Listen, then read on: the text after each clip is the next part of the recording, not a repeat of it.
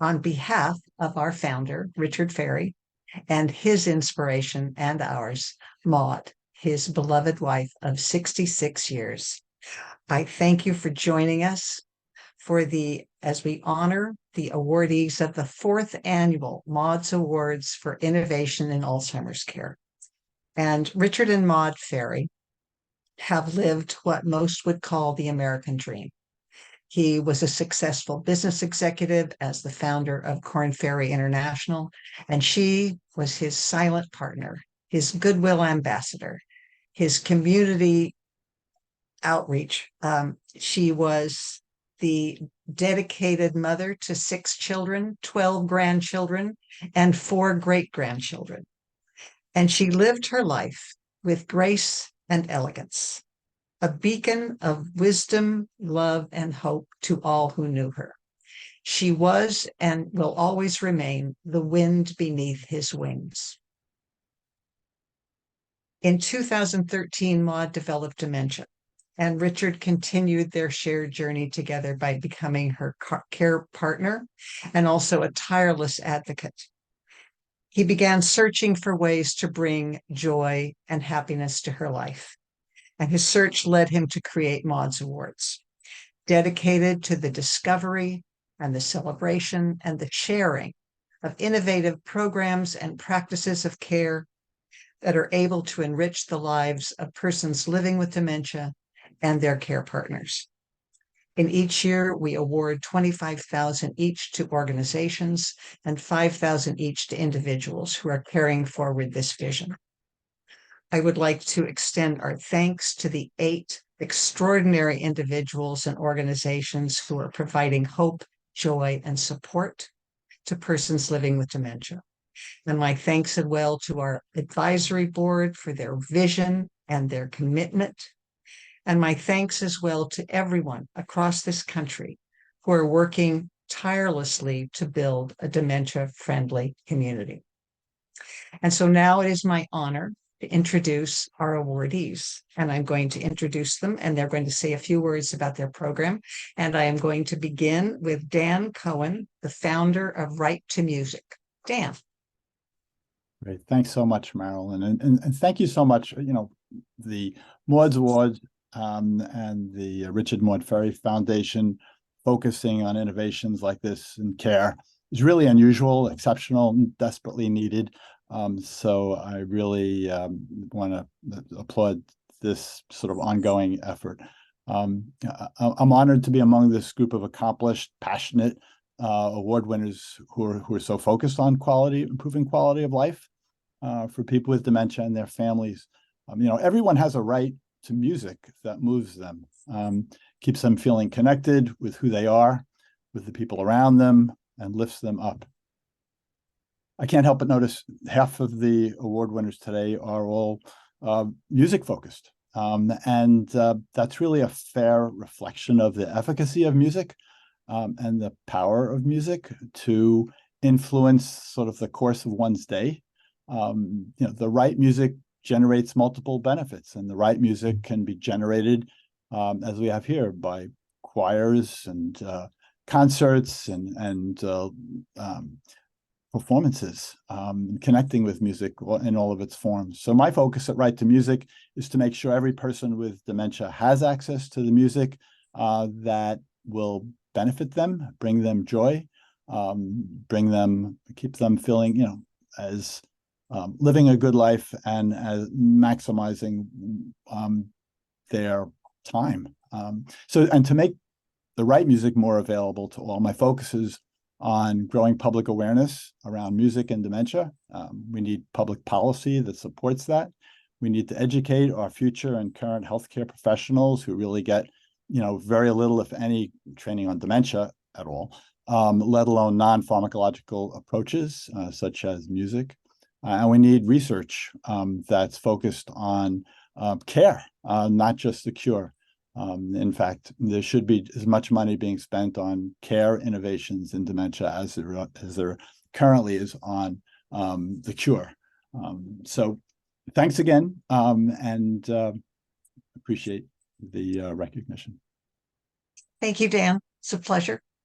And so now joining us is Selena Gracie. She is the Executive Director of Methal at Home.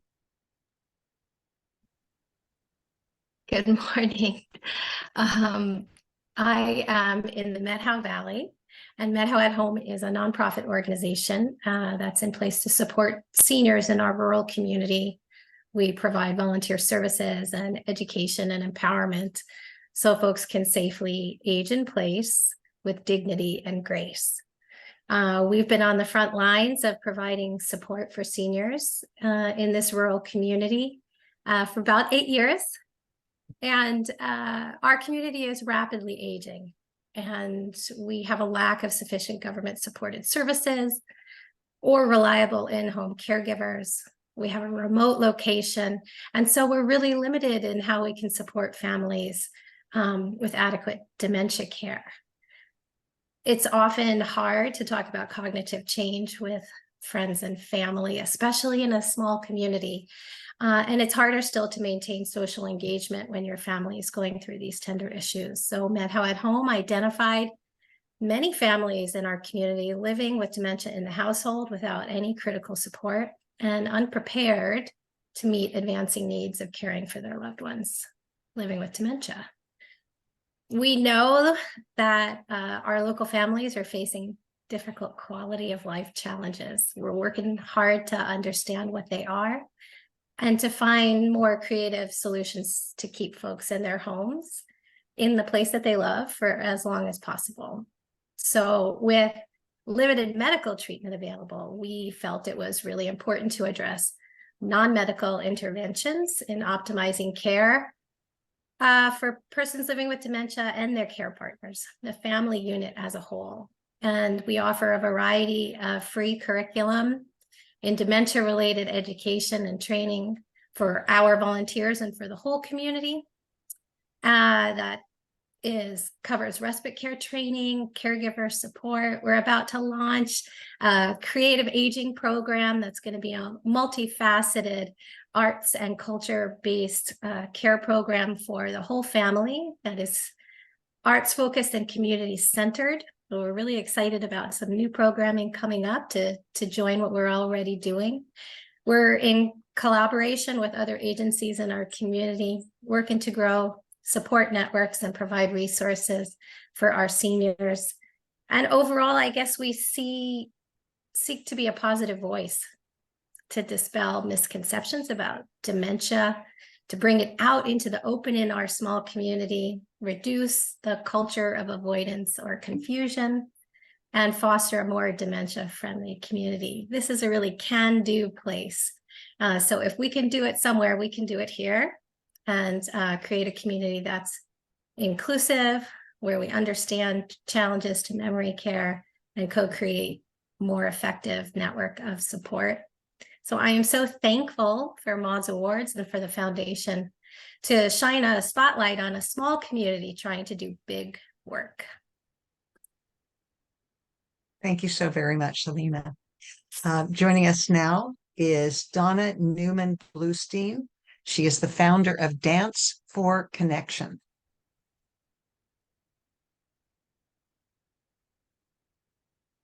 Thank you, Marilyn.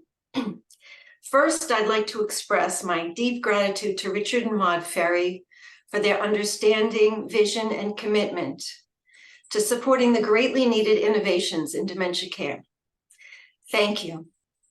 And to Marilyn Rakel, the advisory board, and Mary Grace Becker for seeing that the Ferry's vision is carried out.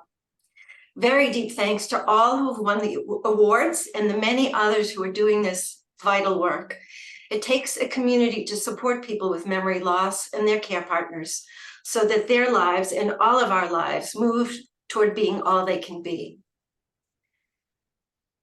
Dance for Connection's mission is to provide older adults and people with dementia, especially those who are less verbal, with the opportunity to engage in life in a deeply embodied and meaningful way. How do I do that? By bringing dance, music, props, love, humor, and joy to transform the space between us into a dance of interaction one where people can be and know they are seen, heard, and valued. By offering an experience in which each person feels an essential part of a group, a sense of belonging to a larger whole, one that is vibrant and alive with possibility. In the early 2000s, when I was working in a nursing home, I saw a documentary series on public television about Alzheimer's, one episode of which was about programming. I saw people sitting inert, mostly nodding off, a few watching passively, as a volunteer danced to the music of a one-man band. I thought, if this is what dementia experts think engagement looks like, I've got some work to do. In my groups, I saw real engagement happen, where every person is involved, whether dancing in our seats or on our feet. I saw that when we bring them not just good enough, but excellence, they in turn bring themselves. So I set myself to thinking about what it is that motivates a person to bring their fullest selves. So what are the elements that motivate a person to engage in dance? More than anything, I believe it is this sincere desire to be in relationship, both ours and theirs. When we approach from our own felt sense and are emotionally aware, we're using their language, a language we all speak, one which allows us to see their gifts and abilities, and they see a person who wants to know them. Neuroscience is only now beginning to understand that dance and embodied caregiving are among the most effective ways of communicating with and engaging people with dementia. And I'm referring specifically to people who have lost a great deal of their verbal language, engaging them in a meaningful life. Dance for Connection offers dance programs to memory cafes in Eastern Massachusetts. I offer in-person and virtual trainings on 2 topics. The first is creating dance programs for people living with advanced dementia. And second, nonverbal communication training for care partners to help them understand how their movement affects those for whom they care. A training manual, The Dance of Interaction, written with my friend and colleague, Dr. Meg Chung, supports the training. The Octoband, a colorful, stretchy device which I created, encourages active engagement and imagination and fosters a sense of togetherness. You can find the Octoband on my website. A free assessment tool to evaluate a person's movement responses as an indication of a person's preferences and their quality of life is also downloadable on danceforconnection.com. I have only the deepest gratitude for my Nana, who engendered in me an abiding love for elders, my mother, who danced to cope with life's challenges, and my father, whose vascular dementia made him a gentler man. I thank my colleagues who do this vital work of dancing and creating art with people with dementia. And special gratitude goes to those who help me think deeply about the work, like my Australian colleague, Dr. Heather Hill. Michael Verdi of my Memory Bridge has taught me that love is listening and that we can always learn to listen more deeply. We pay honor to people living with dementia when we invite them to express themselves in the moment through dance, contributing and co-creating something new. Together we engage, uplift, and inspire one another as we continue in the dance of life to savor the joy of being in our bodies in our waning days. From the bottom of my heart, I thank the thousands of people with dementia with whom I've danced, both those who are living and those who have passed. From them, I have learned what is essential. They give my life meaning and have left an indelible mark on my soul. Thank you, Richard and Maude Foundation. And thank you, Donna. Thank you so much. Next, we are going to hear but a really interesting program. She is, however, in London, and she has sent us a tape. So we are going to hear from Loretta Vini.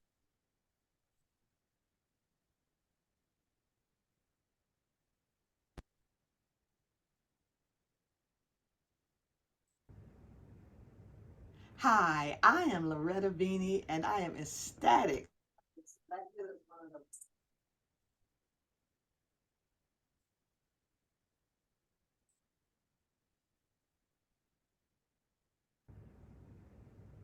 Hi, I am Loretta Beanie, and I am ecstatic to have been selected as one of the 4th annual Maude Award recipients. What a joy it is to be in such an esteemed group. And who knew when my mom Doris was diagnosed with dementia in 2006 that we'd be here today? It's such a devastating diagnosis. And so the only thing I could promise my mom was that we would have years of joy, even with the disease. And so how did we achieve that joy? You'll never believe it. Lego bricks. We had done Lego bricks and built with Lego bricks my entire life almost. When things went well, we got out the Lego bricks. When things weren't going well, we got out the Lego bricks. So that was our connection, always. And so, even with dementia, we just kept it going. I've been watching something from the Lego group called Lego Serious Play, and I was wondering if that would enhance the communication with my mom even further. So in 2014, when my mom forgot who I was, that's when I took the course to become a trained Lego Serious Play facilitator, and wow, did that enhance our communication even more. So, the tasks are given to the person building, and then they share what they build. And even if they forget the story of what they built, it's okay. And so it worked so well with my mom, and she was sharing so many things and memories that some of which I didn't even know about. It was great. And my mom had taught us, when you find something that works, you share it with other people. You don't keep it to yourself. So I started going to adult day programs and having so much fun building with additional people in addition to my mom. And it was fabulous. And years later, that changed to or added in caregivers as well. And so it's just been this whole legacy thing that we started, and who knew it would end up to this. So now here we are as Loretta Beanie inspires memories using Lego Serious Play. So one of the reasons I'm so grateful for this award is I'm going to be able to go to senior centers that may not be able to afford my fee, and they'll still be able to play with little fidget toys like this that my mom Doris really loved, and to give some puzzles to senior centers that don't have a budget. So I'm really thrilled to now even widen the exposure to inspiring memories using Lego Serious Play. So thank you so much for selecting me as one of the award recipients for 2023. Thanks so much.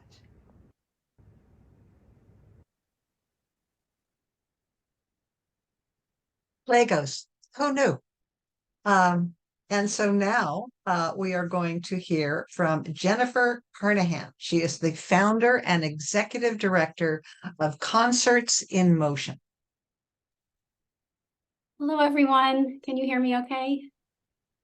I hope so. I can be heard okay? Yeah. Okay, wonderful. Thank you. Hello, I'm Jennifer. I'm a professional opera singer and music teacher. I founded Concerts in Motion 14 years ago. During my career singing in Europe and here regionally in the US, before I had a job, I would go to a local nursing home or a veterans hospital, and I would sing for their patients. If I had to play new music just before I got in front of a conductor, and I would explain to them what I'm doing. And then afterwards, what would really bring me so much joy was how meaningful it was to them, not only that I came there, but also how much they needed to talk. And over the period of time, I also performed for people with Alzheimer's disease, and that became my all-time favorite thing to do, because you would walk into a room where people were really not talking or interacting, and then all of a sudden the music would start, and all of a sudden everyone was enlivened by it. And it was just something that I thought to myself, I really want to do. I had my students do the same. And after that time, Concerts in Motion was born. And I was really encouraged to hear some of my colleagues here, also many founders who were also worked with people from the medical community, because I too worked with someone named Dr. David Muller, who started was a co-founder of the visiting doctors program of Mount Sinai Hospital. And so he and I would start singing for his patients, and then students would come in, professionals and adult volunteers, and we just saw so much so much meaningful stuff.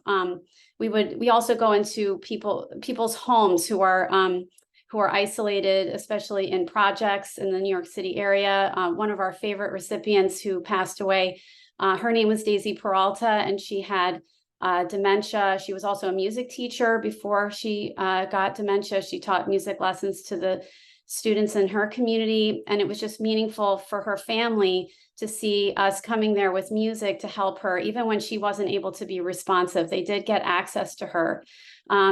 Today, Concerts in Motion serves 35,000 people annually. We serve about 2,000 people with dementia as part of that number.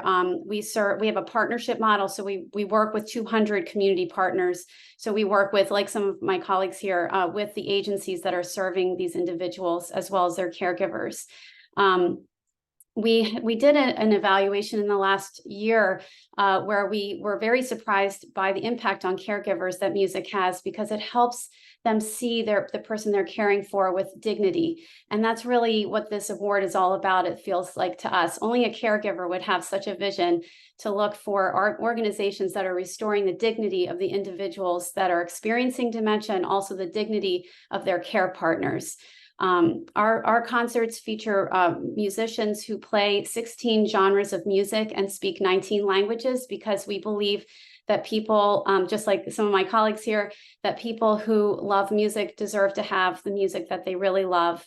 And we're just so grateful to be a part of this wonderful community of chosen organizations. And we thank you so much for this award. We are so grateful. Thank you.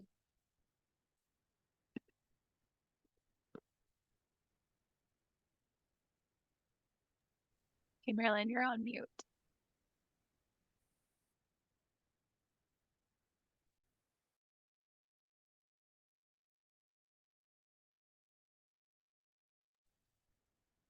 There you go. I was muted. I apologize.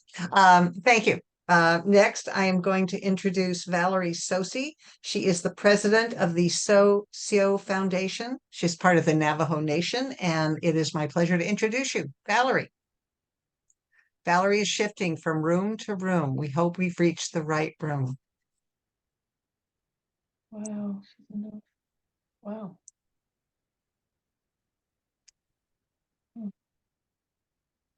All right. If we cannot reach her, I'm asking to unmute. She's in another room. Ah, excellent. Hello, Valerie. Let's see. Yeah. All right, I can hear you. Okay, good. You can hear me? I can hear you. Hello, Valerie. Hi. There we go. I'm sorry, I didn't even hear. Is it just my turn? It's I your, oh yes, heard it it's and your I ran turn. from the It's other your room. turn. Okay. Oh, thank you so much. Yeah. Nsago. She Valerie Sosi that she didn't. I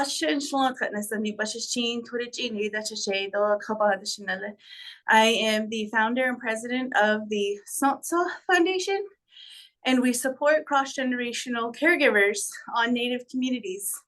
I am based out of Window Rock, Arizona, and we started 4 years ago. We just had our birthday on August 31st. So this has been one of our biggest initiatives with Native communities.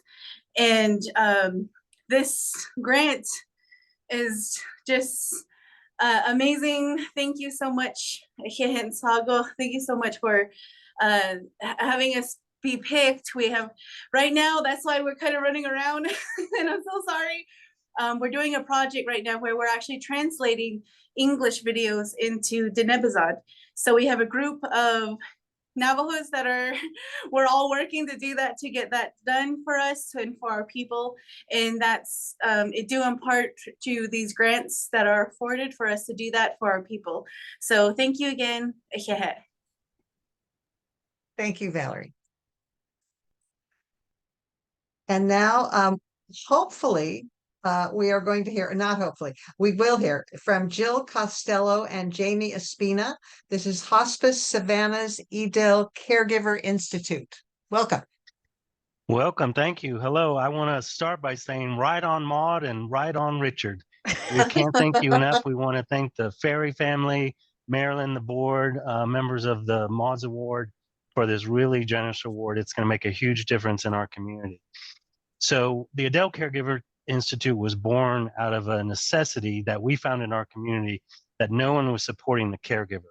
So we started it in 2015 with the idea that caregivers needed education, support, training, structure, guidance, referral sources. And we really focused on the non-paid, non-professional caregiver. And quickly, we realized that 75% of our caregivers were caring for someone who was living with dementia. And so our program really became a dementia caregiver program, the majority of it. And I'm going to turn it over. It's under the umbrella of Hospice Savannah Services, but I'm going to turn it over to Jill, who's a certified dementia coach. I want her to tell you about what she does, but then tell you about an exciting opportunity we have with Teepa Snow that's going to really change kind of the course of dementia caregiving in this country. And we're going to be on the ground level. So I'm going to turn it over to Jill, but I just want to say we can't thank you enough. And like I said, right on, Maude. Yes, same here. We really appreciate this confirmation, this validation of what we're doing. It's been a slow drip on a rock, but we're starting to see a dent being made, and this is really wonderful. I've been with the Caregiver Institute since it started about 9 years ago. I started out as a volunteer, and as Jamie said, I noticed the majority of our caregivers were caring for somebody with dementia. So I learned all I can about dementia. I still watch every webinar, read every article I can, and there's such a need for it here. And we used to be able to tell our story in a few minutes, but now it takes longer, and that's champagne problems. We'll take that. We branched out to currently I am at a hospital. We have a palliative care clinic. Hospice Savannah has the Stewart Center for Palliative Care Clinic at a Candler Hospital here in Savannah, and that's where I'm working today. I meet families that are caring for somebody with dementia. I also have an office over at our hospice for families that are there for either respite or GIP. And then I have another office where I meet caregivers for individual consultations. I do support groups. I go on site to assisted living communities, to community centers. I do support groups. I do support groups online. And when we initially started out, I just did a general support group, and my dementia caregiver said, could we have our own group? Because it is very different, and it takes a special skill set to care for somebody with dementia. And so that's what the flag I've been waving around town is, that it takes a special skill set, and we're getting there. We've specially trained our Hospice Savannah staff, our Stewart Center for Palliative Care staff. So we're setting the example in this town that it is very important. It's important. So the whole key to my background is in counseling and psychology. So our key is to meet the caregivers where they are. Family caregivers that don't know what they don't know. They don't have a social worker. We help them find resources. We help provide them with education, caregiver skills 101. We have a physical therapist that we will get the hospital bed, wheelchair. We'll show caregivers how to transport from bed to chair, how to make an occupied bed. Little things that just caregivers don't know. We also, like I said, my background's in counseling. I help them. We sit down and we put everything out on the table. They may think, I just need somebody to sit with mom. Okay, I can get you some referrals to that, no problem. But how are you doing? And that's when we can start the process. I even had a support group last night. Three different families all have somebody with dementia, all in different places, but they all connect and they all learn from each other. And it's really awesome when it happens. As Jamie said, we are with the introduction of the guide program that's coming out. I'm sure many of you heard about. We are in the process of starting to work with Teepa Snow and her Positive Approach to Care program in developing education. And I'm really excited about that. My worlds are colliding on that. So we just started the process of meeting and how we can best help these communities and family caregivers learn more, learn how to the proper skills, learn how to build relationships with the person living with dementia. And it's just a great time. Again, I can't thank enough the Maude Awards. The timing is awesome. Thank you so much. Thank you. Yes, Jamie. Oh, he was saying goodbye. I thought he had something to add. Just a final thank you. Okay, thank you. Thank you so much. And now I'm hoping that Lisa Summers has joined us. I'm here. Yay. Hi, Lisa. And she is the founder of Healing Harmonies, going back to music again. Welcome. Thank you so much. I really appreciate this. I'm going to echo the others who have already expressed their gratitude. We are so grateful for this Maude Award as well. Healing Harmonies is a choir that was started in 2018 by myself, Amanda Bernhardt, Kelly Richardson, and Shelley Roberts. At that time, Kelly and I were both on the faculty in the Department of Speech, Language, and Hearing Sciences at UMass Amherst. I'm still on the faculty there. Kelly's research in Parkinson's disease and singing inspired some of us who helped her in her projects to try to put the research into practice and start a choir for people with neurological diagnoses that impact their communication skills. Research has demonstrated that singing and making music in a group, as you all already know, is beneficial. It's beneficial for breathing, speech and voice skills, language, cognition, mood, and social engagement. This benefits people who have difficulty communicating due to dementia, who have had a stroke and have aphasia. It helps people with Parkinson's disease and brain injuries.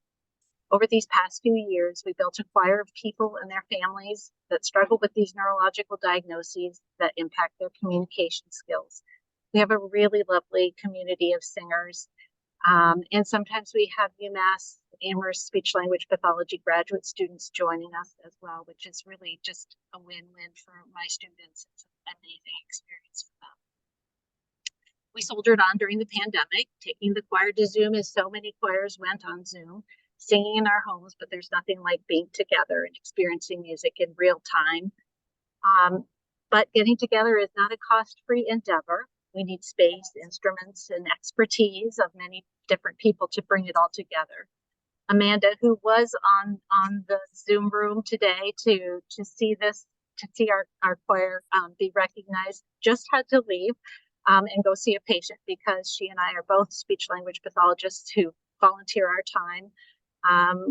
That's our day job, and we do this choir as something that we really, really love. I'm a clinical associate professor at UMass Amherst, and Amanda works full-time at Bay State Franklin Medical Center. So we like the way that we can bring our knowledge and our expertise as speech language pathologists together with the artists that we collaborate with. Our choir director, Eileen Ruby, and our accompanist, Matthew Duncan. We're all learning from each other. We have members of our group that have dementia with different etiologies, as well as people who live with Parkinson's disease, aphasia, due to strokes and acquired brain injuries. And family members are always welcome in our choir. And in this way, they benefit from the joy and the respite of music as well. And, you know, we have definitely struggled, as many of these small choirs run by volunteers often do. So this award is just a game changer for us. Even though it's not a lot of money, all of it is going to go to keeping us going. And that way we can continue to offer the high quality experience that music provides for cognitive and language stimulation, voice and respiration, and connecting people socially and emotionally. And because of these funds, we'll be able to keep innovating and collaborating, the therapists and the musicians together, to benefit the people in the community with dementia and other related neurological conditions. So thank you so much. Thank you. You can find information on all of these programs on our website, which is maudesawards.org. And also there will be information about the 8 winners plus 45 additional innovations that were shared with us by applicants this year in our annual handbook. And this handbook will be available in November, early November, and you can go to our website to download it. You can also order a printed copy, which we will send to you free of charge. You can also go to our website to sign up for our email list to find out news as it happens throughout the year. And also, we will be announcing in about about January of next year when we start applications for next year. So we'll be opening those in mid March. So be on the outlook for that. And I just have to say that going through reading all of the applications and listening to all of you here, it is such a wonderful reminder that people living with dementia are valuable human beings, able to live with joy and purpose.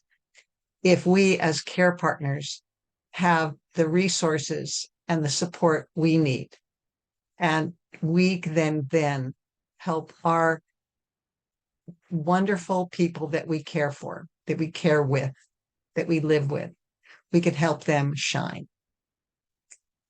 So thank you all so much.